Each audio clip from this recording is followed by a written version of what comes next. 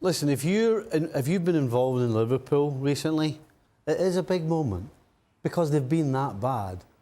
And Klopp's not going to come out and say that performance against Brighton was the worst of his career unless it was really bad. That means there's a little bit of a crisis. Because let's be honest, right now Liverpool's first team is going through a crisis.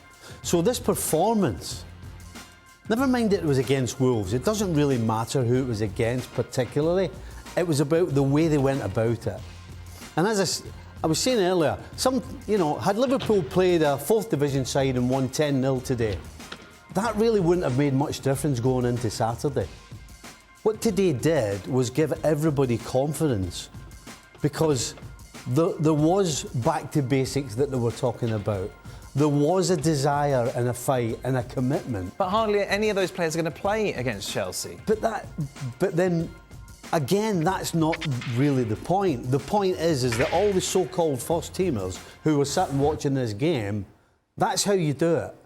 You need to remember that's how you win games. When you're not at your best, that's how you win. By covering your mate. You do your own job and then you cover the guy next to you. That's not what Liverpool's first team has been doing. Number one, they haven't been doing their own job. And number two, they haven't been covering their mate. And so there's been holes everywhere.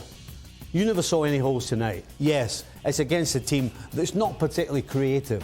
But the fact is, they got it done, and they did it in a certain manner that Liverpool haven't been able to do.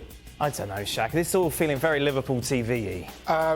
It's a big moment because of how poor Liverpool were against Brighton. But it's a second-string side against a Wolves team who were changed as well, with priority of safety. But to that point, whenever anybody wins, regardless of who plays, there's a bit of a feel-good at the club. And let's be honest, Liverpool are short of feel-good moments.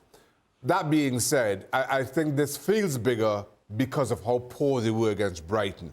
And you come out against a Premier League team and you're resolute and you roll your fingers up and you throw yourself in the way of things and you keep a clean sheet.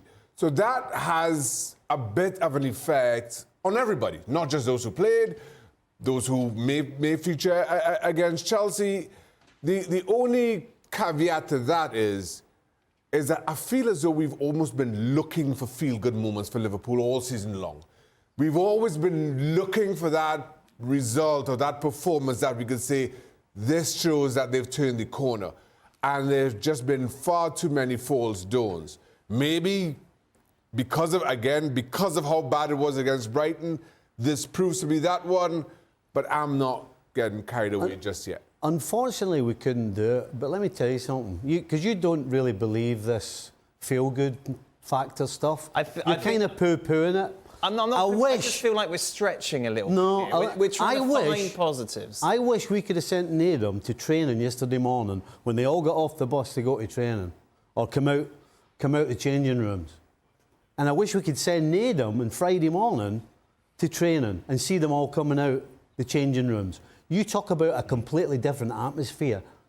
That is where you'll see it and that's where you would feel it. Because right now you're poo-pooing this feel-good factor.